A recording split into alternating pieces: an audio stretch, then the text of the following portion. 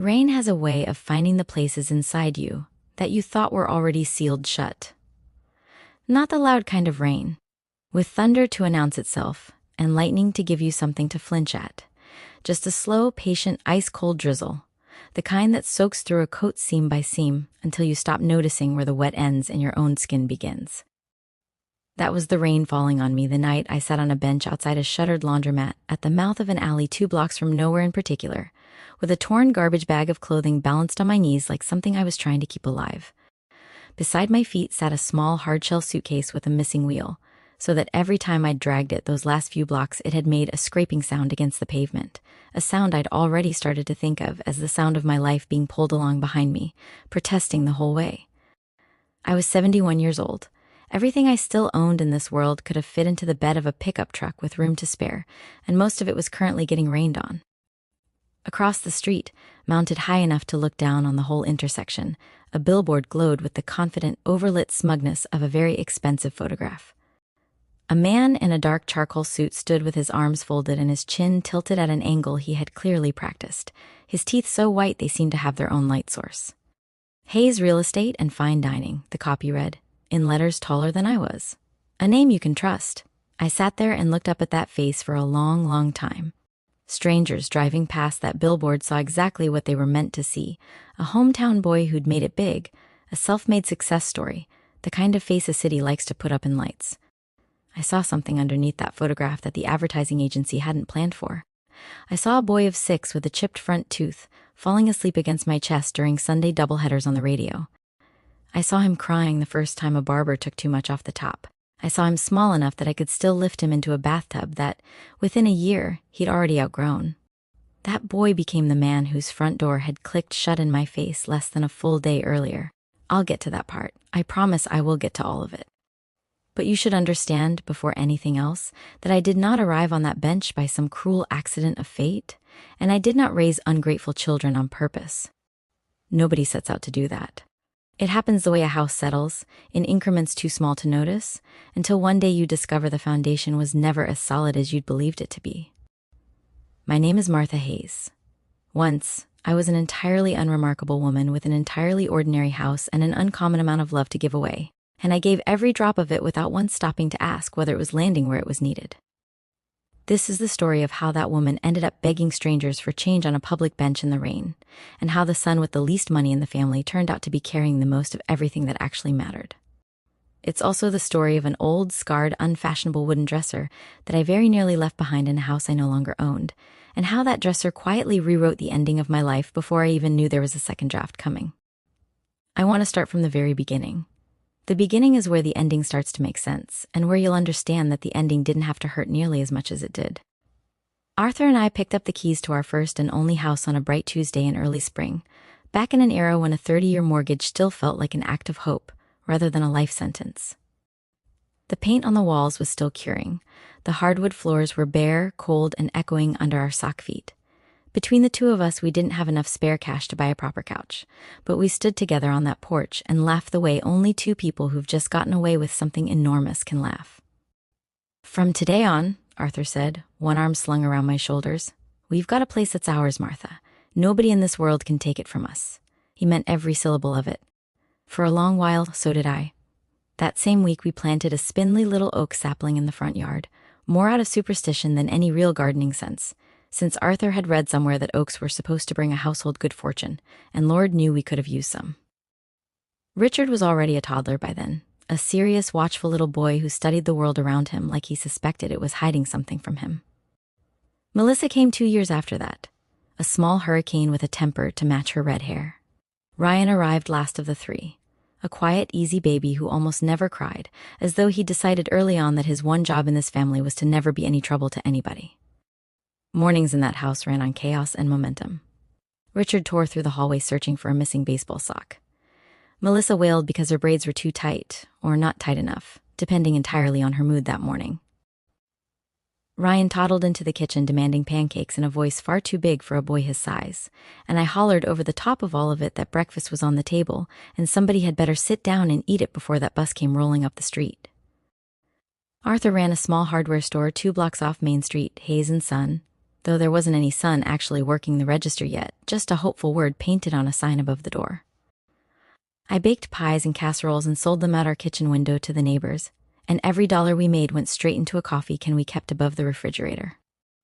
Some nights, after the children were finally down, Arthur and I would sit at the kitchen table and count out our bills and loose change like we were auditing the treasury of a small, struggling nation. "Richard's going to be somebody big someday," Arthur would say, stacking quarters into neat little towers of 4. "Businessman, that boy's got a sharp mind on him." "And Melissa's going to be a doctor," I'd add. "You wait and see. She'll have every skin knee in this neighborhood fixed up before she's even out of grade school." "And Ryan," Arthur would say, and then he'd pause because Ryan never fit neatly into a sentence about ambition the way the other two did. "What matters with Ryan is that he grows into a good man. That's the whole of it, a good man." Neither of us understood back then how prophetic that little division of ours would turn out to be, that 2 of our children would grow up to be successful, and the 3rd would simply grow up to be good, and that somewhere along the way, in the private ledger a family keeps without meaning to, those 2 things would stop being weighed as equal. We believed, that spring, that we had all the time in the world to watch those futures unfold in front of us. We were wrong about that too, though it would take years before that particular bill came due. When Richard's acceptance letter arrived from a university, 2 states away, ivy on the brick, tuition, that made Arthur go silent at the kitchen table for a full minute after he opened the envelope, neither of us hesitated for even a moment. We sold the 6 acres of good timberland Arthur had inherited from his father upstate, land we used to half joke about retiring on someday, and every cent of it became Richard's seed money. "He needs a better running start than either of us ever got," Arthur said, signing the closing papers with a hand steadier than I could have managed. "That's what parents are for, Martha." Richard made us a promise the night before he left, one hand pressed flat over his heart in our kitchen, that he would build something and pull the whole family up behind him. I believed every word he said. I still think in that particular moment he believed it too. Promises made by 18-year-olds have a strange way of losing their grip somewhere between graduation day and a country club membership. Years later, Melissa came to us with a request of her own. Medical school, a specialty in cardiology, a number attached to the tuition that made Richard's old bill look almost reasonable by comparison. She sat on the edge of our bed the way she used to when she'd had nightmares as a little girl. "Just this once, Mom, Dad," she said. "Once I'm a specialist, everything gets easier for all of us." So we tightened our belts a second time. Arthur took on weekend carpentry jobs on top of the store, coming home Sunday nights with sawdust caught in his eyebrows and his hands scraped raw from sanding. I doubled my baking orders until the kitchen smelled permanently of cinnamon and rising yeast, until I could ice a dozen cakes half asleep on pure muscle memory. We lived on a great deal of rice and beans in those years and told each other it was building character. Ryan never once asked us for a dime, not a single time. When he finished high school, while his brother and sister were off collecting degrees, he went straight into the working world, some shifts behind the counter at his father's store, some day labor construction jobs, a few Saturdays spent up on a neighbor's roof patching shingles for cash and a home-cooked lunch. He never complained about it, and he never once, out loud at least, compared his life to theirs. He simply showed up, put in the work, and quietly accepted whatever leftover attention and resources trickled down to him after his siblings' educations had already been paid in full. For years, I carried a low, gnawing guilt about that arrangement. The sense that Arthur and I had funneled every last dollar and every last prayer into our 2 children with the biggest dreams, while our 3rd stood off to the side, smiling, never once demanding to know why the scales tipped so heavily away from him. I told myself there would be time later to make it up to him. I told myself a great many things in those years that would eventually turn out to be wrong. It started small, the way these things so often do, a cough Arthur couldn't seem to shake, one he blamed on sawdust and a change of season. Then the fatigue set in, deep and total, the kind that dropped him into a chair mid-sentence, mid-task, mid-life. By the time we finally got him in front of a specialist, his lungs and his heart were failing together, tangled up in a diagnosis the doctor delivered so gently it somehow landed harder than if he'd shouted it. Our savings went first, the modest cushion we'd managed to rebuild after paying for 2 educations, gone inside 11 months of specialists and medications and 1 hospital stay that cost more than our first car. The debt came next, climbing in increments too small to panic over one at a time, and too relentless to ignore once you added them all together, until the whole mountain of it cast a shadow over everything we did. Melissa was a practicing physician by then, well established at a respected hospital, and when I called to tell her about the mounting bills, she said, not unkindly, but not warmly either, This really isn't my area, Mom. I can help you understand the paperwork, but the payment side of things you'll have to sort out yourself. I remember setting the phone down and staring at the kitchen wall for a long while, trying to understand how a daughter who had built her entire career around healing strangers could sound so far away when it was her own father dying. On his last night, Arthur held my hand with a grip that startled me, given how little strength remained anywhere else in his body. "Take care of the kids," he whispered. "Ryan especially. He's the kindest one we've got, Martha. He's also the one most likely to break without ever once telling anybody he's breaking." Those were nearly his last words to me. He passed a few hours later, right as the sky outside the hospital window began, very faintly to lighten, and I sat there for a long while holding a hand that had finally stopped holding on.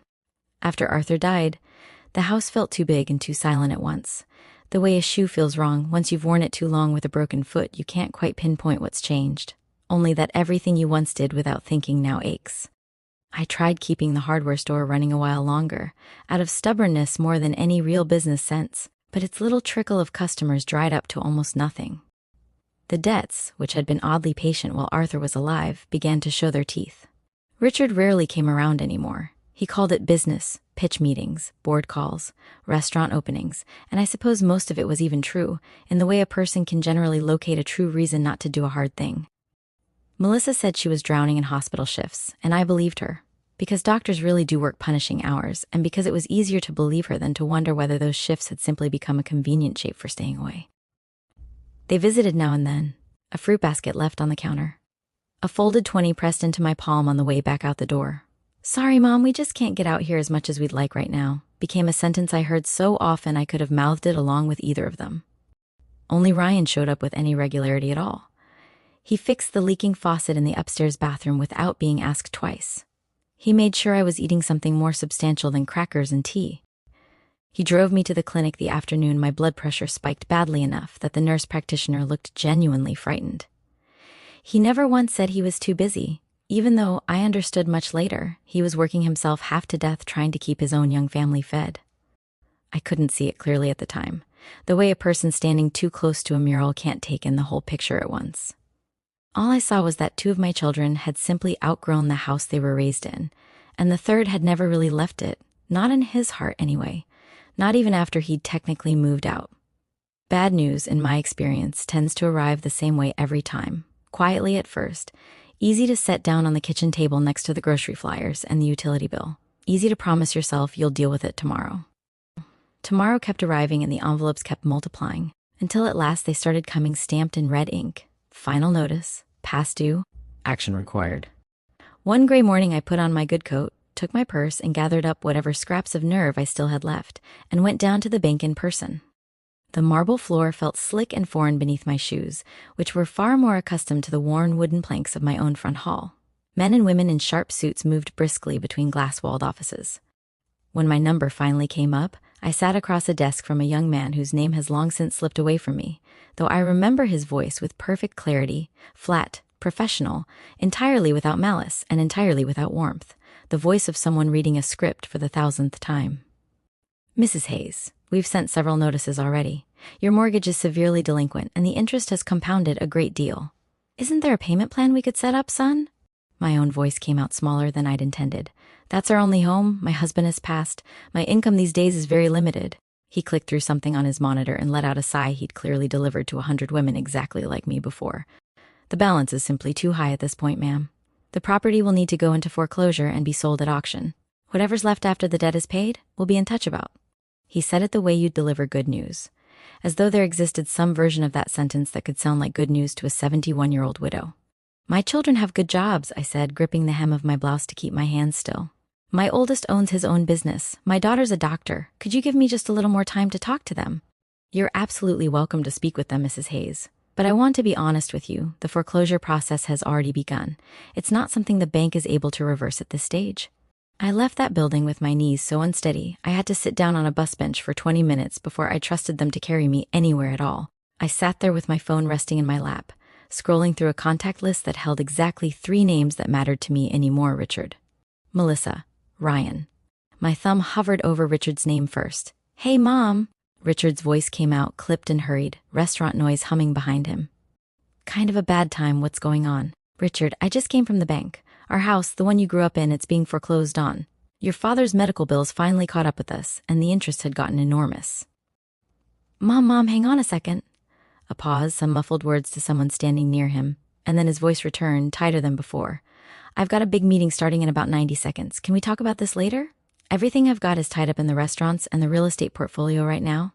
None of it's liquid, you understand. Just don't panic yet, all right? The letter says I have to be out within the week, son. Mom, I'm walking into the boardroom right now. I'll call you back. The line went dead before I could get another word in. A text came through a few minutes later. Sorry, Mom. I'll try to figure something out. That was the last I heard from him that day, or the day after, or the one after that. I took a breath and dialed Melissa next. Yes, Mom. She sounded worn out in the specific way only a 12-hour hospital shift can wear a person down. I'm on rotation right now. Melissa, the bank is taking the house. They sent a final notice. I have to be out within a week. Oh my God, Mom. A long sigh crackled through the phone. I've got so many payments of my own right now. The mortgage, the lease on the BMW, the clinic equipment loan, Victoria's private school. You know, you really should look into some of the state programs. There are decent Medicare options now, and some of those managed care communities are actually quite nice these days. I don't want to go into a nursing home, I said, my voice thinner than I meant for it to be. I just need a little help. Mom, please, don't make this harder than it has to be.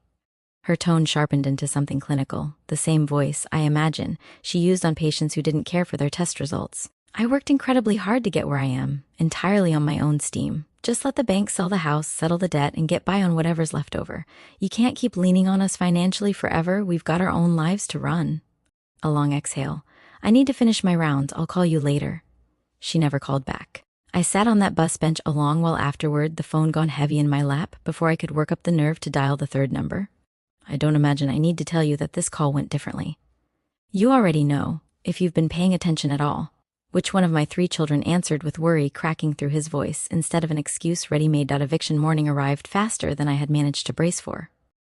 2 sheriff's deputies showed up alongside a representative from the bank and a small moving crew, all of them wearing the practiced neutrality of people who did this several times a week and had long since learned not to let it touch them personally. Ryan had gotten there at dawn with his wife Sarah, both their faces pale with the particular strain of people who have almost no margin left to absorb one more crisis. Mom, the important thing is your clothes, your papers, your photographs, Ryan said, already moving briskly through the house in a way that told me he'd spent days dreading and rehearsing this exact morning. We worked fast. Sarah wrapped my plates and glasses in old newspaper with the practiced economy of a woman who'd packed up a household in a hurry before. Ryan hauled my thin mattress and a couple of plastic storage bins out to the bed of his rusted pickup, jaw clenched the whole time in a way that told me he was holding something back, tears or fury, or maybe both at once. The heavy oak dresser standing in the corner of the master bedroom, a family piece that had come down from Arthur's grandmother before it ever belonged to us, proved too much for the time we had. It was solid old wood, built long before furniture was designed to be disposable, and it weighed more than the 3 of us could reasonably move down a narrow staircase in under 2 hours. What about this one, Ryan? Sarah asked, nodding at the dresser, sweat already beading along her hairline despite the cold. Leave it, Ryan said, wiping his forehead with the back of his wrist. Too heavy. Let the bank sort out what to do with it. I stood in front of that dresser a long moment. On top of it sat our wedding photograph, the frame slightly tarnished with age, Arthur's young face grinning out at me from 30-odd years in the past. I lifted the frame gently, tucked it into my bag, and left the dresser standing right where it was, like an old soldier that had simply run out of orders to follow. In the living room, the bank's representative was already taping a notice to the front door. Notice of foreclosure, it read, official and impersonal as a form letter. I handed him the keys with a hand that had gone strangely steady, the way hands sometimes do once the rest of you has gone numb. I'm sorry, ma'am, he murmured. Just doing my job. I nodded, because there was nothing useful left to say to that, and stepped off the porch for the last time. Neighbors watched from their windows, curtains pulled just slightly aside, a few offering sympathetic nods, others whispering behind their hands. Out front, the oak sapling Arthur and I had planted the week we moved in stood tall and sturdy now, its autumn leaves a bright, almost mocking orange, its roots sunk far deeper into that yard than mine would ever be again. Ryan's apartment was small the way apartments get when a young family is doing everything right and still barely keeping its head above water, damp walls, paint peeling above the radiator, a kitchen you could cross in 3 steps. But Ryan's face, as he set my suitcase down just inside the door, looked sadder than mine felt. He made me toast and canned soup and watched me eat every bite of it like he needed the proof that I was actually swallowing. "I'm so sorry, Mom," he said, eyes fixed on the linoleum instead of on me. "I can't buy you a house yet. I can't get our old place back from the bank." I reached over and rubbed his forearm. "You're more than enough, Ryan," I told him, and I meant it, though we both understood it was also, in its own way, a small comforting lie, because being enough and having enough don't always mean the same thing, and my son was running dangerously short on the second one. That night, I lay on a thin mattress in the corner of his living room, staring up at a popcorn ceiling, an old cell phone sitting heavy in my coat pocket on the floor beside me. Tomorrow, I already knew, I'd have to decide whose door to knock on next. Woke before dawn, dressed in the most presentable clothes I owned, a blouse without visible wear, the coat I saved for church, and packed a small bag with my medications and whatever dignity I could scrape together that particular morning. In the kitchen, Sarah stood stirring instant coffee, her eyes soft with worry. "Are you really going to Richard's and Melissa's, Mom?" she asked quietly. "I'm going to try," I said. "I don't want to keep being a burden on the two of you." Ryan came out of the bathroom, keys already in hand. "I'll drive you. Don't have a job site today anyway." I suspect now that this was a small, kind lie, that there had, in fact, been work available that day, and he'd turned it down rather than let me make this trip alone. We drove out of his rundown neighborhood and into an entirely different world. Wrought iron gates, manicured hedges, a guard booth at the entrance to Richard's community that made Ryan's rusted pickup look like it had wandered in from a different decade entirely. After a brief call from the guard confirming who we were, the gates swung open with the smooth, silent authority that only money seems to command. Richard's house rose up white and modern at the end of the drive. 2 gleaming SUVs parked in the circular driveway like sentries standing guard. Ryan pulled the truck to the curb and put it in park. "I'll wait right here, Mom," he said, and I understood without him saying so that he didn't want to make this any harder for me by being visible in the background. I walked the stone path alone and knocked once. The door opened almost instantly. Claire, Richard's wife, stood there in a cashmere sweater that likely cost more than my entire monthly grocery budget used to run. "Oh, Martha," she said, visibly startled, glancing past me toward the street as if checking whether anyone else had witnessed my arrival. "Good morning. Is Richard here?" From somewhere inside I heard his voice. "Who is it, honey?" And then he appeared in the foyer, hair gelled carefully into place, his expression freezing for half a second at the sight of me before rearranging itself into a tight, uncomfortable smile. "Mom, why didn't you call ahead?" His eyes flicked once, toward the street, checking, I understood, for neighbors. "I don't have a house anymore, son," I said, my voice smaller than I wanted it to be. "The bank took it. I stayed at Ryan's last night, but it's too tight for all of us there. I only wanted to ask if I could stay with you a while, just temporarily. I can help clean, cook, whatever's needed. I won't ask for anything else." Claire sighed loudly enough that it counted as a statement all on its own. "Richard, the ladies from the country club are coming for that charity luncheon this afternoon. If your mother's living here, how exactly are we supposed to explain that?" Richard rubbed the back of his neck, not quite meeting my eyes. "It's not that simple, Mom. The guest rooms are all full. Kevin and Chloe need their own space, and my home office is set up in the last one. If you moved in, what would people even think? A successful CEO with his mother crashing on his couch, it would wreck my whole image." "Just a thin mattress, son," I said, hating how much I sounded like I was pleading, because I was. "Just in a corner somewhere, anywhere. Please don't talk like that." He looked away, genuinely uncomfortable, which somehow made it worse instead of better. "I'll help you some other way. I can send Ryan money toward rent or find you a cheap motel for now. But living here permanently, it's not possible. I've got clients here constantly. It would disrupt everything." Claire nodded briskly. "Yes, Martha. You'd honestly be far more comfortable somewhere else. It's simply too chaotic here for a woman your age." "So I can't stay here," I said, needing to hear him say it plainly. Richard exhaled. "Not right now. I'm sorry, Mom. I'll think about it, but I've got an appointment." He turned to his wife. "Honey, would you walk Mom out?" Claire shifted her body to block more of the doorway, glancing anxiously toward the street. "Let's step outside, Martha. Let's not stand in the open door. The neighbors might see." Before I could form any kind of response, she pulled the heavy front door shut. I heard the deadbolt click into place, loud and final, directly in front of my face. I stood there a long few seconds. Behind that door was the boy I used to hold against my chest through fevers that once frightened me half to death. He was more afraid now of what his wealthy neighbors might think than he was of his own mother sleeping on the street at Melissa's. Neighborhood was cut from the same cloth as Richard's iron gates, professional landscaping, a silence so complete it felt engineered on purpose.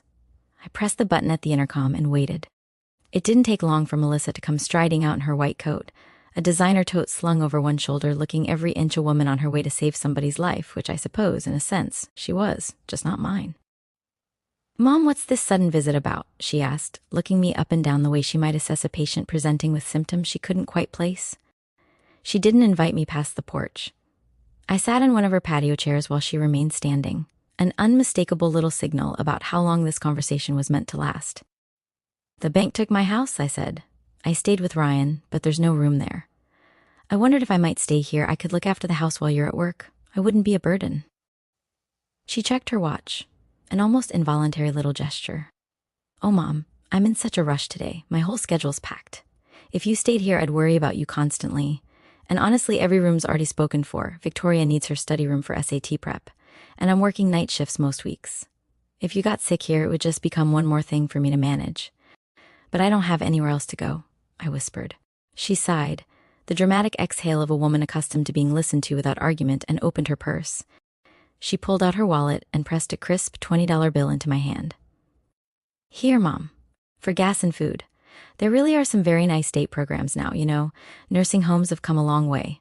You should look into one. You can't keep leaning on your children forever. We have our own lives, too." I stared down at that $20 bill for a long moment. It was the very same denomination I used to fold into her jacket pocket for lunch money, back in high school, back when Arthur and I would quietly skip our own supper some nights just to be sure she had enough for hers. My hand trembled as I took it. "So I can't stay," I said again, needing the confirmation the way you sometimes need to press on a bruise just to be sure it still hurts. "It's not that you can't, Mom. It's that I genuinely cannot handle it right now." She glanced toward her own front door. "I have to go, I'm sorry." Then, raising her voice toward the house, "Don't open the door for anyone you don't recognize." That last instruction landed somewhere just beneath my ribs. I had apparently become someone my own granddaughter needed to be warned about. Melissa walked me back to the gate, latched it shut behind me with a firm metallic clank, and drove off in her BMW, leaving me standing on the sidewalk with a $20 bill folded in my fist like the smallest, saddest inheritance in the world. I walked back to Ryan's truck. He took one look at my face and didn't need to ask how it had gone. "Let's go home, Ryan," I said, and my voice held steadier than I'd expected it to. "To the apartment?" he asked. "Yes. Looks like that's our only home now." Two enormous doors had been shut in my face that single day, each of them behind more square footage and more marble than the modest house I'd raised all three of my children in. Waiting at the end of the drive back was a thin, peeling apartment door in a rundown part of town, and behind it sat the only place left on this earth that still called me mother without a single condition attached. The days that followed felt heavier than the ones before them. I could tolerate the ache in my joints from sleeping on a thin mattress on a hard floor. What I could not get used to was the crushing weight in my chest, the sense of having become, at 71, a line item in two of my children's budgets that each of them had independently decided not to fund. Every morning, Ryan left before sunrise to look for work. Some days he found a day labor job and came home at dusk coated in drywall dust, tired but with a handful of bills in his pocket. Other days he came back by noon, jaw set tight, having stood in a parking lot with a dozen other men waiting on trucks that never called his name. One afternoon, folding laundry in the corner, I overheard Sarah counting coins at the kitchen counter in a low voice. "This is enough for a loaf of bread and some eggs, maybe stretch it 2 days," she murmured to Ryan as he walked in. "But the electric bill's 2 months past due, honey." Ryan rubbed his temples. "I talked to the foreman. The big commercial job wraps next week.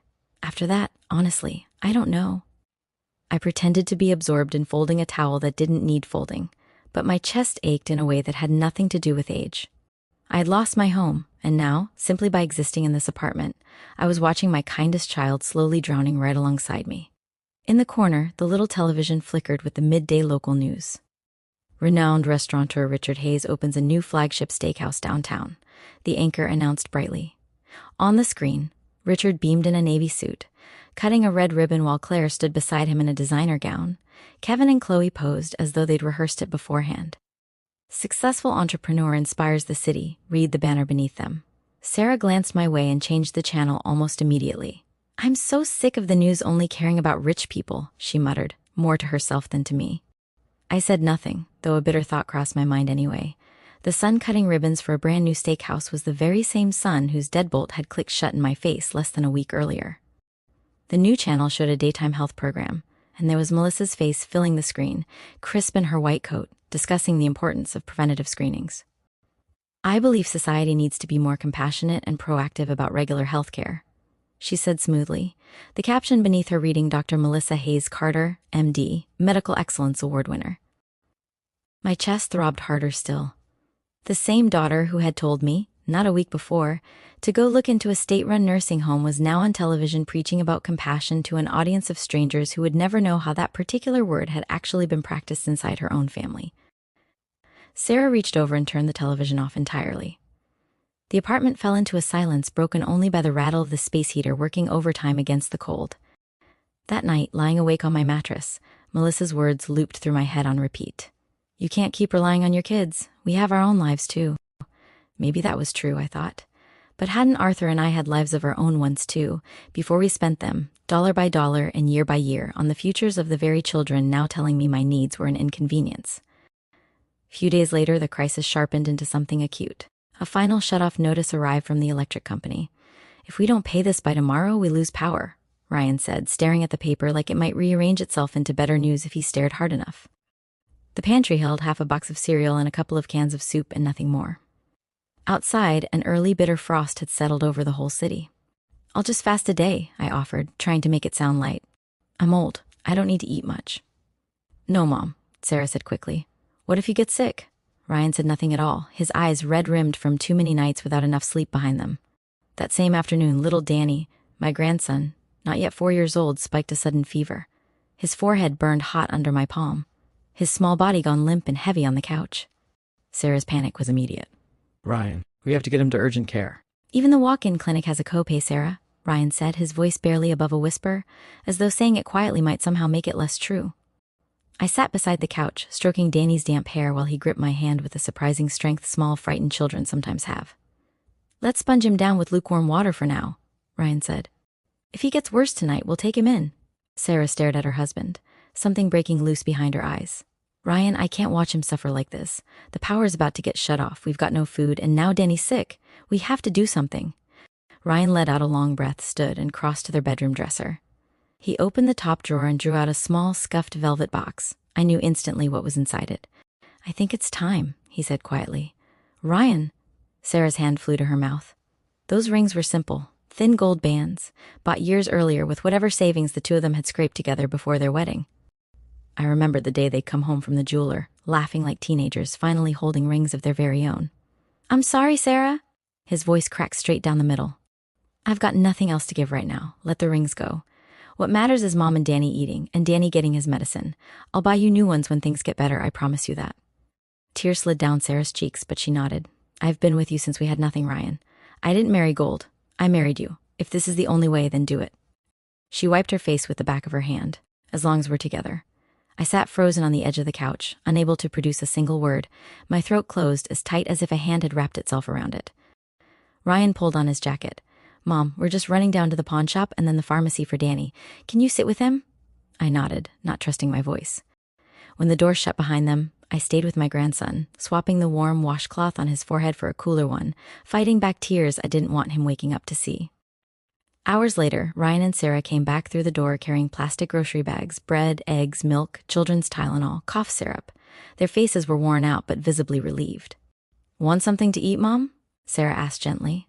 I stared at their bare left hands. Your rings, how much did you get for them? Not a lot, Ryan said, managing a small tired smile. But enough to get us through the week. It's enough. I couldn't hold it back any longer. I broke down sobbing right there on the thin mattress, all the dignity I'd been rationing out for weeks finally giving way at once. Forgive me, I choked out. It's because of me that it's come to this. Ryan crossed the room and sat beside me, wrapping an arm around my shoulders. Don't say that, Mom. You are not a burden. If it weren't for you and Dad, I wouldn't be anything at all. You two worked yourselves to the bone, putting all three of us through whatever schooling we needed. Now it's our turn to take care of you. Even if it's hard, what matters is that we're together. Sarah knelt down and took my hand. He's right, Mom. Money comes and goes. Houses come and go. But you only get one mother. I took a long, shuddering breath. Somewhere out there, my two successful children were sleeping in mansions, appearing on the evening news, collecting praise from strangers who had no idea what either of them was actually capable of. And here, in a cramped apartment with a rattling space heater, my youngest son had just pawned his wedding ring to feed his mother and heal his son. That night, holding Danny as his fever finally broke, something shifted permanently in my chest. For the first time since Arthur had died, I felt something other than grief and gratitude and quiet, absorbing sadness. I felt anger, Not at life, not at fate, but specifically, precisely, at Richard and Melissa. And underneath that anger, something else was beginning to take root, a quiet, stubborn determination to stop being a passive victim of my own family's arithmetic. The next morning, I was sweeping the thin strip of concrete outside the apartment door when someone called out my name. Martha Hayes? I looked up.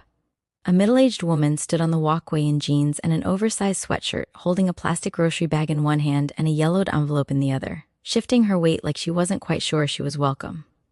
"I'm so sorry," I said, squinting. "My eyes aren't what they used to be." "Brenda," she said, a nervous smile flickering across her face. "I used to clean your house on weekends, years back when Mr. Hayes still had the hardware store running." "Brenda." Recognition landed all at once, warm and unexpected. "Of course. Forgive me." Her expression sobered quickly. "Ma'am, I was over at your old house yesterday. The new owners hired a cleaning crew before they move in next week, and while I was helping haul that big oak dresser out of the master bedroom, I found this." She held up the envelope. It was taped to the back panel, tucked up under the frame, almost like somebody meant for it to stay hidden. "It's got Mr. Hayes' name written on it." She pressed it into my hands. My fingers went unsteady the moment I saw the handwriting on the front, familiar in a way that hit me somewhere below language. "For Martha. Keep safe." "Brenda, can I open this right now?" "Of course, ma'am. It's yours." That's why I came straight over. I asked around the old neighborhood until somebody pointed me toward Ryan's place. I was scared to death the new owners would just toss it in a dumpster without ever looking inside. My hands shook as I tore the envelope open. Inside was a thick, slightly yellow document bearing an official bank seal, a deposit slip, and clipped to it, a cashier's check. I stared at the number printed across it, unable at first to make my brain process what my eyes were reporting. $1,500,000. In the bottom corner, in Arthur's unmistakable blue ink hand, our life savings. "If I don't make it, use this for your retirement." "Oh my God," I whispered. "Is it real, ma'am? Is it a lot?" Brenda asked, straining to peek at the paper without seeming rude about it. $1.5 million, Brenda. Her eyes went wide as saucers. Lord have mercy. No wonder Mr. Hayes was always down at the bank with those folders under his arm. I always figured that was just store business. My mind drifted back to the months before Arthur got sick, the quiet trips downtown, the meetings with brokers and bank managers he never fully explained, the way he'd come home some evenings looking preoccupied in a manner I'd assumed was nothing more than store stress. He had been building something for me, in secret, a nest egg meant to carry me through my later years, and then illness swallowed him whole before he ever found the moment to tell me. He must have taped it behind that heavy dresser to keep it safe from break-ins, intending to reveal it later, and simply running out of time before he could. I covered my mouth as tears came, hot and unstoppable. "I suffered so much," I said. "The bank took my house. And this was sitting in that room the entire time." Brenda squeezed my shoulder. "That's why I came straight to you, ma'am. Didn't want anybody else laying claim to it. I'm just a cleaner, but I know right from wrong. What ain't mine, I don't touch." "Thank you, Brenda. If it weren't for you, this would have ended up in a dumpster with the rest of that house's trash." "Don't checks expire, though?" she asked, her brow furrowing with sudden worry. "That thing looks old." The question yanked me straight back to reality. I checked the date printed on the slip. 10 years old. My stomach dropped. "It might not be valid anymore," I said. "I need to get to the bank, right now." I sat across from a different official this time, an older man with wire-rimmed glasses who examined the document with a slowness that felt like torture. "So you found this in your foreclosed home," he said finally. "Yes, sir. My husband passed 10 years ago. I only just learned this existed." He nodded slowly, typing something into his terminal. "A standard cashier's check does expire after a certain window. That's true. But this isn't just a check, Mrs. Hayes. It's tied to a high-yield trust account your late husband set up under his own name. Let me pull up the account history." He typed for a long moment while I held my breath like a woman waiting on a verdict. Finally, he looked up. "You're very fortunate. This account was frozen because no beneficiary ever came forward to claim it. The principal is still intact, and it's accrued a decade's worth of compounded interest, minus some routine administrative fees." "The money's still there?" I asked, hardly daring to believe him. "In principle, yes, ma'am. But to actually access the funds, you'll need to go through a formal claims process as primary beneficiary, a death certificate, your marriage license, your children's birth certificates. It'll move much faster with an attorney representing you." An attorney. The word alone tightened something in my chest. It sounded expensive, like something reserved for people who already had money, not for people trying to claw their way back to having any at all. The banker seemed to read the hesitation right off my face. It happens that the attorney who originally set up this account for your husband still works closely with our branch. David Miller. His information's right here on the paperwork. I can call his office for you now, if you'd like." The name wasn't unfamiliar. Arthur used to mention a David Miller now and then, always in passing, always with a note of respect in his voice. "Yes, please," I said. "Call him?" Attorney Miller's office sat a few blocks from the bank, modest but meticulously organized, walls lined floor to ceiling with law books that looked genuinely read rather than decorative. A man with graying hair and round spectacles came out to greet me himself, shaking my hand warmly before I'd even finished stepping through the door. "Mrs. Martha Hayes, am I right?" His eyes crinkled with something close to relief. "I'm David Miller. I was a good friend of Arthur's back in the day." "Yes, attorney. My husband used to mention you." We sat, and I told him everything: the foreclosure, the move into Ryan's cramped apartment, Richard's deadbolt, Melissa's $20 bill, the envelope that had appeared that very morning like something out of a dream I didn't yet trust. He listened without interrupting, occasionally shaking his head, occasionally sighing in a way that told me this wasn't news to him so much as confirmation of something he'd already feared. "Arthur told me he wanted to set up a nest egg for you," he said finally, his voice gentle. "He came in here not long before the diagnosis got serious, sat in exactly the chair you're sitting in now, and told me, 'David, if I go, I need you to help Martha handle this money, because she's going to try to give it all away to those kids before she's put a single dollar toward herself. And I need somebody to slow her down long enough to think.'" He gave a small, sad smile. "He knew you better than you might realize, Martha." I felt my throat tighten. "He never told me any of this. I thought the money was I thought there wasn't anything left. I thought we'd spent it all on Richard's schooling and Melissa's and then the medical bills." "He didn't spend it all," David said. "He set some of it aside separately, quietly, over about 3 years, a little at a time, so it wouldn't show up as a lump sum anywhere obvious. He was worried, even then, about how things might go with Richard and Melissa if they ever got wind that you had money sitting around. He wanted this protected specifically for you, not filtered through anyone else's hands first." He tapped the folder on his desk. "I can start the claims process today, if you're ready. It'll take a few weeks to finalize, given how long the account's been dormant, but the money is unquestionably yours. Nobody can touch it but you." I sat there a long moment, turning the truth of what he'd said over in my mind. Arthur had understood, even from a hospital bed, exactly what kind of children we'd raised, which one would need protecting from the world, and which two might need protecting the world from. He had built a small, quiet fortress around a portion of our life savings and handed me, without ever saying so directly, the tools to finally stand on ground that was entirely my own. "Let's start the process," I said. "And Attorney Miller, I don't want anyone to know about this yet. Not Ryan, not Sarah, and especially not Richard or Melissa. Not until I understand exactly what I want to do with it." He nodded, something like approval flickering across his face. "Smart woman. Arthur always said you were sharper than you gave yourself credit for." I told Ryan and Sarah only that Brenda had found some old paperwork of Arthur's, and that I was working with an attorney to sort out what it meant, technically true, and vague enough not to invite questions I wasn't ready to answer yet. I kept sleeping on the mattress in the corner of the living room. I kept eating cereal for dinner some nights so there'd be more left over for Danny. I let my youngest son go on believing, for 6 more weeks, that his mother had nothing but a folder of old bank documents and a debt of gratitude she could never fully repay. Those 6 weeks were their own strange education.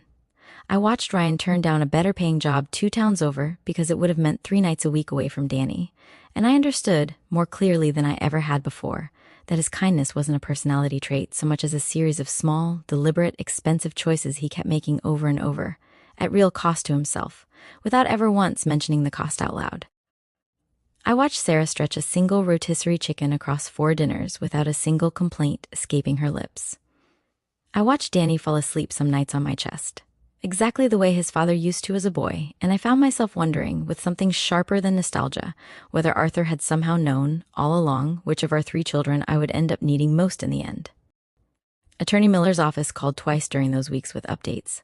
The death certificate had cleared, the marriage license was verified, the account was moving steadily through the process. Each time I hung up the phone, I sat very still for a while afterward, letting the size of what was coming settle over me in smaller, more manageable pieces. A Saturday morning in early winter, Attorney Miller drove me to a small blue house on a quiet street called Larkspur Lane, not far from a decent elementary school and a park with a swing set that didn't creak. 3 bedrooms, a fenced yard, a kitchen with enough counter space for a woman to roll out pie dough without elbowing anybody. Lived the empty rooms alone while David waited on the porch, running my palm along the doorframes the way I used to run my palm along the doorframe of the very first house Arthur and I had gotten the keys to, decades before. "I want this one," I told him when I came back outside. "It's yours if you want it in your name," he said, "or I can put it directly in Ryan and Sarah's names, if that's the plan." "Put it in theirs," I said. "Free and clear, no mortgage, nothing hanging over it. I don't ever want either of them lying awake doing the kind of math I used to do at that kitchen table." He smiled and made a note. Arthur would have liked this house. It's got good bones. That evening I asked Ryan to drive me somewhere without telling him where we were headed. He assumed, I think, that it was another doctor's appointment, and he came along without complaint the way he always did, still in his work boots, still smelling faintly of drywall dust from a shift that had run long. When we pulled up outside the little blue house on Larkspur Lane, he squinted at it through the windshield. "Whose place is this, Mom?" "Yours," I said. "Yours and Sarah's and Danny's." He laughed, a short, disbelieving sound. "Mom, that's not funny. We can't afford anything like this. You don't need to afford it. It's already paid for, free and clear. The deed's in your name and Sarah's, both of you equally." I reached over and took his hand, the one that no longer wore a wedding ring. "Your father left more behind than either of us knew. I found it a few weeks ago. I've been sitting on the news because I wanted to be sure of what I wanted to do with it, and sure of who deserved to be standing beside me when I finally did it." Ryan sat frozen in the driver's seat a long moment, both hands still on the wheel though the truck was long since in park. When he finally turned to look at me, his eyes were wet. "Mom, I don't understand. This is too much. We didn't do anything to deserve. You pawned your wedding ring to buy your son medicine," I said, my own voice cracking now. "You gave your mother a floor to sleep on when your own siblings wouldn't give her a hallway. You never once, not one single time, made me feel like a burden even on the nights I know for a fact that I was one. That's not nothing, Ryan. That's everything. That's the entire inheritance your father and I actually meant to leave behind. We just took a very roundabout way of getting it to you." He put his forehead down against the steering wheel and cried. Silently at first, then not silently at all, and I sat beside him in that truck outside a house that already belonged to him and let him get it all out. The exhaustion, the fear, months of counting coins on a kitchen counter, finally allowed to surface now that it no longer needed to be held together for anyone else's sake. Reaction, when Ryan brought her by the next day, was quieter than his had been, but no less overwhelming. She walked through the empty rooms with one hand pressed flat against her chest, as though physically holding something in place, and when she reached the kitchen, the wide counters, the window over the sink looking out onto a small back garden, she sat right down on the floor and wept. "I'm not sad," she said, when I crouched down beside her, worried. "I promise I'm not sad. I just keep thinking about the night we sold our rings. I keep thinking, if I'd known, if I'd had any idea this was coming." She stopped, shook her head. "It doesn't matter. It wouldn't have changed what we did. We'd have done it again in a heartbeat. I know you would have," I told her. "That's exactly why this house belongs to you." We bought the following week. Not the same physical bands, since the pawn shop had already sold the originals on to someone else, but 2 new ones, simple gold, nearly identical to what they'd had before. Ryan slid Sarah's back onto her finger right there in the kitchen of their new house. No ceremony, no audience but Danny and me and a half-unpacked box of dishes. And it meant more, I think, than most weddings I've attended in 71 years of attending them. I never when I didn't 71 years off. A real dinner at my own small apartment nearby, which I'd rented for myself once Ryan's family had settled into Larkspur Lane and I decided I still wanted a place of my own rather than moving in with any of my children. I told Richard and Melissa only that I had something important to discuss with the whole family, and that I expected both of them there. No excuses about boardrooms or hospital rotations. They arrived within 10 minutes of each other, both a little wary, both clearly expecting some kind of financial request they'd need to gently decline. Richard came in a sport coat that had probably cost more than Ryan made in 2 weeks. Melissa arrived straight from a shift, scrubs still on under her coat, her expression already arranged into the tired but patient look she likely used on families in the ER waiting room. Ryan and Sarah were already there when the other 2 walked in, and I watched something flicker across both Richard's and Melissa's faces at the sight of them. A small, involuntary calculation, the kind people make when they spot someone they'd quietly written off looking unexpectedly comfortable. Ryan was wearing a new coat. Sarah had her ring back on. Neither of them said anything about it, but the absence of desperation in the room was its own kind of statement. "What's this about, Mom?" Richard asked, settling onto my couch with the careful posture of a man who suspected he was about to be lectured. I didn't waste any time. I told them everything. The envelope Brenda found taped behind the old dresser, the frozen trust account, Attorney Miller, the 6 weeks of silence while I decided what kind of mother I wanted to be, with the money their father had quietly, secretly set aside for exactly this purpose. I told them about the house on Larkspur Lane, about the rings, about the fact that the total sum, even after everything I'd already spent, still left a substantial amount sitting untouched in an account with my name on it. Melissa's face went through several expressions in quick succession.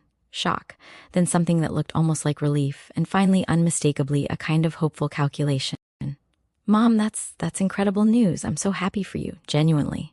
A pause. Does this mean you're comfortable now? Because if you ever wanted to help with Victoria's tuition or... Melissa. I said her name gently but firmly enough that she stopped mid-sentence. I didn't invite you here to ask what you need from me. I invited you here to tell you what I've already decided. Richard leaned forward, his CEO instincts apparently recognizing the shift in tone before his sisters did. Go on, Mom. When I had nothing, I said, looking between the two of them. You both had reasons. Good reasons, probably, by the standards you live by. A charity luncheon. A reputation to protect. A schedule too full to make room for your own mother's homelessness. I'm not going to sit here and tell you those reasons were evil, because I don't actually think either of you set out to be cruel. I think you both got so good at protecting the lives you built that you forgot your own mother was allowed to need something from you without being a threat to those lives. Neither of them spoke. Melissa's jaw tightened. Richard's eyes dropped to the floor.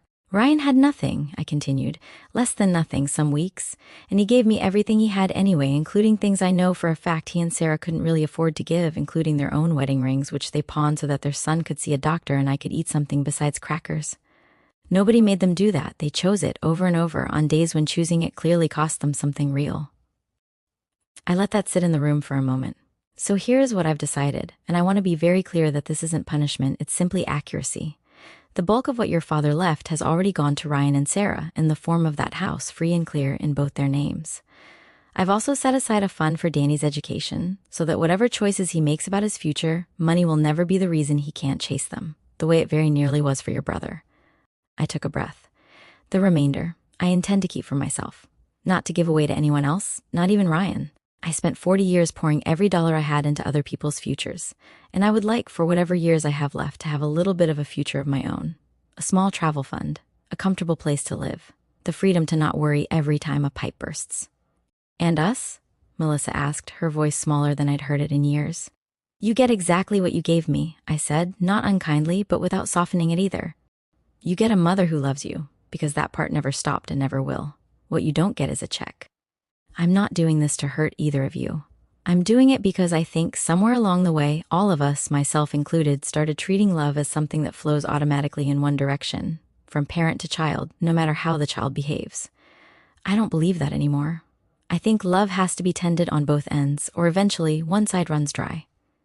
Mine very nearly did, sitting on a bench in the rain a few months ago, looking at a billboard with your face on it, Richard, wondering if either of you would notice if I simply disappeared. Richard's composure finally cracked. He put his face in his hands, his shoulders shaking in a way I hadn't seen since he was a boy crying over a scraped knee. Mom, I told myself it wasn't that serious. I told myself you'd figure something out, that Ryan would handle it, that it was temporary. I didn't let myself think about what it actually meant, you on the street. I couldn't look at it directly. It was easier to just not. I know, I said softly. That's the part that scares me most, Richard. Not that you're cruel, that you're capable of simply not looking. Melissa didn't cry the way Richard did. She sat very still, hands folded in her lap. The posture of someone accustomed to receiving bad news calmly, because falling apart in front of a patient's family was never an option. But something in her face had gone gray beneath the makeup, and when she finally spoke, her voice had lost every trace of the brisk efficiency I'd grown used to. I told you to go to a nursing home, she said, almost to herself. I actually said those words to my own mother. I told you there were nice programs, like I was a case manager discharging a patient I didn't have time for. She looked up at me, and for the first time in longer than I could remember, I saw something unguarded on her face. I gave you $20, Mom. I gave you the exact amount I used to get for lunch money, like some kind of sick joke I wasn't even in on. I didn't even notice the coincidence until you just said it. I noticed, I said quietly. I noticed everything, Melissa. That's the trouble with mothers. We notice all of it, even the things we wish we could unsee. She pressed the back of her hand against her mouth, and for a moment I thought she might finally let herself cry. But she pulled it back, composed herself with visible effort, the way I imagined she'd learned to do in 100 hospital corridors delivering bad news to families who needed her to stay steady. "I don't know how to fix this," she said. "I don't think there's a version of me apologizing right now that doesn't sound like I'm apologizing because I found out you have money. That's the worst part. Even my remorse is compromised by the timing." "That's true," I agreed. "It is compromised. I won't pretend otherwise, and I won't pretend the money didn't change how directly I was willing to say all of this out loud tonight." Having it back gave me a kind of courage I didn't have on that bench in the rain. "But Melissa, the money isn't the thing that has to change between us.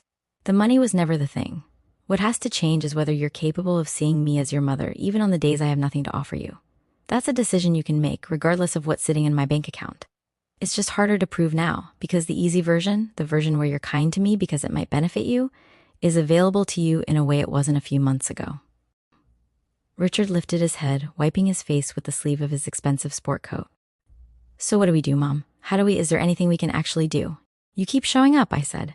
"Not with fruit baskets between board meetings. Actually showing up. You call me because you want to hear my voice, not because you need something explained or because guilt finally caught up to you on a slow Tuesday. You let your children know their grandmother, really know her, the way Danny already knows his grandmother because Ryan never once treated visiting me like an obligation to be minimized." I looked between them both.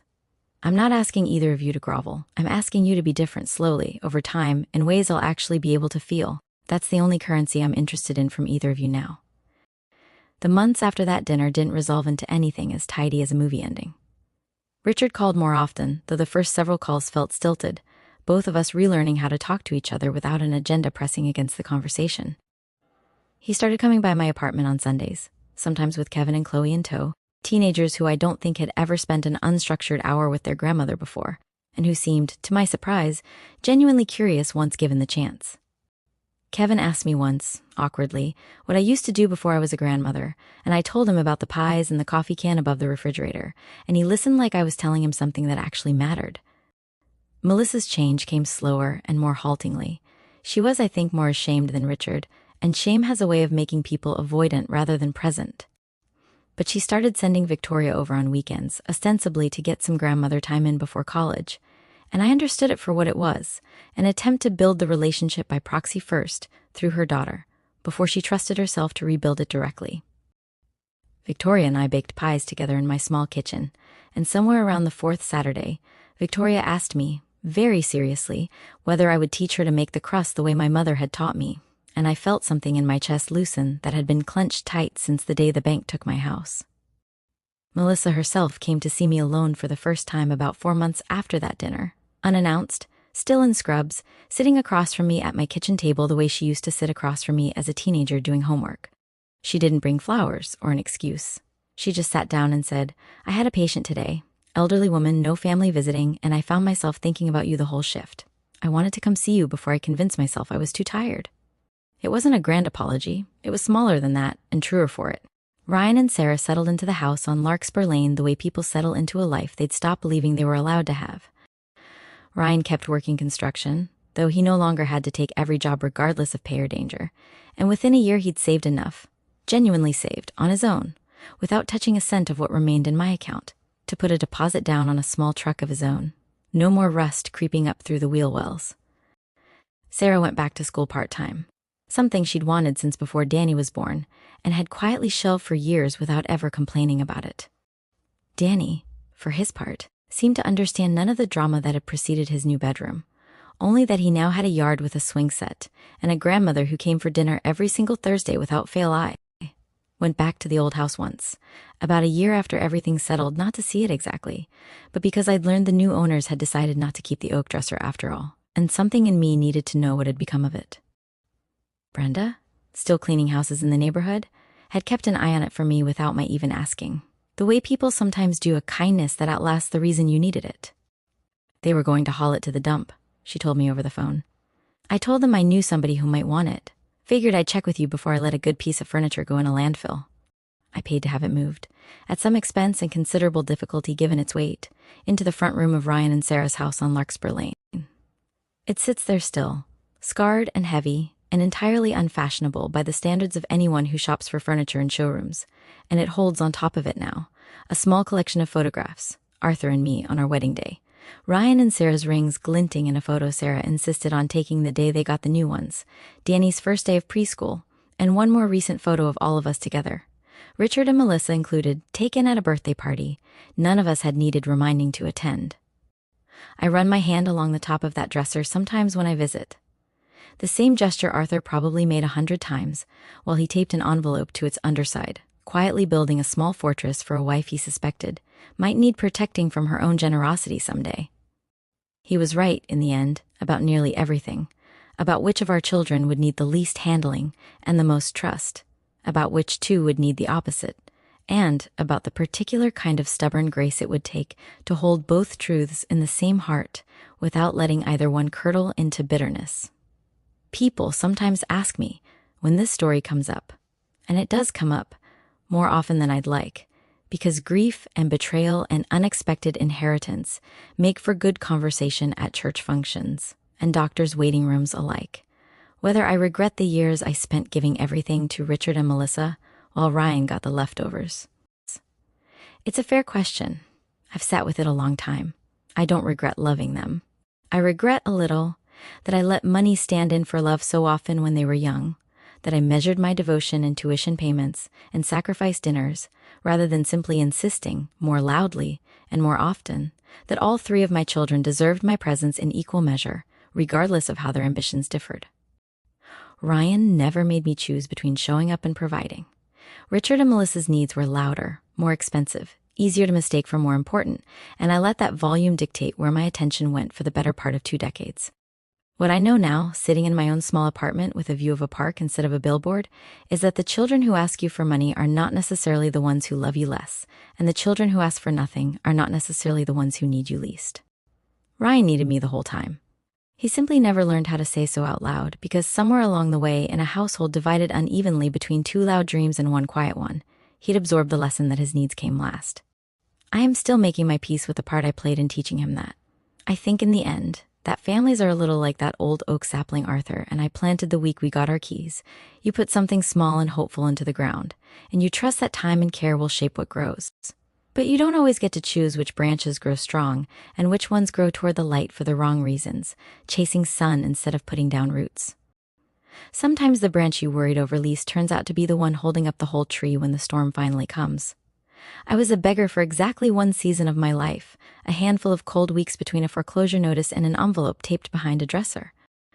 I don't think of myself as lucky, exactly, because luck implies I didn't earn what came afterward, and in a strange way I think I did earn it simply by staying decent through the worst of it, by refusing to let bitterness win out over the part of me that still believed, even sitting on that bench in the rain, that somewhere among my children there was still a door that would open. There was. It was the smallest, cheapest, least impressive door of the 3, and it was the only one that mattered thar. And it was the only one that mattered down properly, because I think it matters as much as the house on Larkspur Lane or the dinner, where I finally said out loud what I'd been carrying silently for months.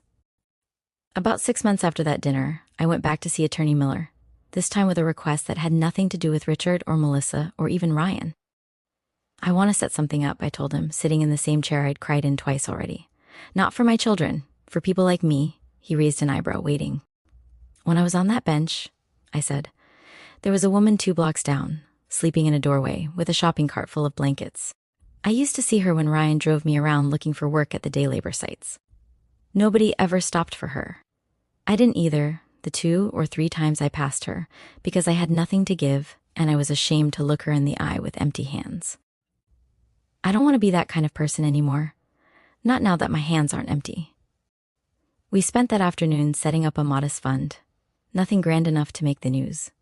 Administered quietly through a local shelter a few blocks from where Ryan's old apartment used to be, enough to cover a handful of emergency motel stays each month, for people caught between an eviction and a next paycheck.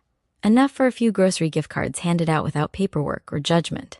Enough, on a good month, to help someone catch up on a utility bill before the shut-off notice turned into a crisis, like the one that had nearly cost Danny his rings-funded medicine.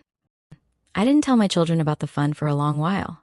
It wasn't for them, and it wasn't really for credit either. It was for the version of myself that sat on that bench and understood, for the first time in my life, what it actually felt like to be looked at and not seen. Ryan found out, eventually, by accident, when he recognized my handwriting on a donation receipt taped to the shelter's community board. And he didn't say much about it, just wrapped me in a hug that lasted longer than either of us probably intended, the kind of hug that says more than any conversation could. Attorney Miller became, over that year, something closer to a friend than a lawyer. He'd known Arthur in a version of his life I'd only partially had access to. The version where quietly ambitious hardware store owners sat in a modest office making plans nobody else knew about, trying to build a soft place for his wife to land decades before she'd need it. Arthur used to say something to me once, David told me, near the end of that final meeting about the fund. He said the measure of a man isn't what he does when people are watching, it's what he sets in motion for the times nobody's watching at all. I think he'd be proud of what you're doing with this, Martha. I think he'd say you finally figured out how to be generous on purpose instead of by accident. I thought about that phrase for a long time afterward. Generous on purpose instead of by accident. For most of my life, I'd given because giving was simply the shape my love took, without much discernment about where it landed or whether it was received with the weight it deserved. What I'd learned, in the cruelest possible classroom, was that love without discernment isn't always kindness. Sometimes it's just momentum, inherited from a mother who gave the same way, passed down without anyone stopping to ask whether the giving was actually serving the people on the receiving end, or simply easing the guilt of the person doing the giving. I don't regret the years of sacrifice for Richard and Melissa's educations. I meant every one of them, and I'd likely make the same choices again if I somehow found myself back at that kitchen table counting quarters with Arthur. But I regret that I never once, in all those years, sat any of my 3 children down and told them plainly that love in this family was not a reward for achievement, that Ryan's construction job mattered exactly as much to me as Richard's real estate empire or Melissa's medical degree. I let the silence around that truth do damage I'm still, even now, in small ways, trying to undo. These days, Sunday dinner happens at Larkspur Lane, all of us crowded around a table Ryan built himself out of reclaimed lumber from a job site, the old oak dresser standing sentinel against the far wall of the living room, watching over all of it the way it once watched over a secret only it and Arthur knew how to keep. Richard carves whatever roast Sarah has prepared, a task he's oddly proud of, given that it's likely the only kitchen labor he performs all week. Melissa brings a pie now, every single Sunday, made from a recipe she asked me to write down properly instead of just watching me eyeball it the way I always had. Victoria and Kevin and Chloe argue over board games with Danny, who is far too young to be playing most of them but insists anyway. Claire has softened, slowly, into someone who no longer glances nervously toward the street when I arrive, and who once, memorably, asked me for advice on a recipe without a trace of her old superiority. And I sit at the head of the table some Sundays, other Sundays at the side, because nobody keeps close track of where the head even is anymore. And I look around at all 5 of my grandchildren, and both my sons and both my daughters, because I've decided, in my own heart, that Sarah earned that title as surely as if she'd been born into it. And I think about the woman on the bench, across from the billboard, soaked through, 71 years old, holding a garbage bag full of everything she owned. I wish I could go back and tell her it gets better. I wish I could tell her that the door about to close in her face isn't the only door in the world, that somewhere across town a rusted pickup truck is waiting with a driver who will never once, not for a single day of his life, make her feel like a burden. I couldn't tell her that back then. Nobody can send comfort backward through time, but I can tell you, if you're reading this from your own version of that bench, soaked through and uncertain whether anyone is coming, sometimes the plainest door, the one you almost don't bother knocking on because you assume it has the least to offer, turns out to be the one that was built, all along, to hold the weight of your whole life. If this story reached you, I hope it found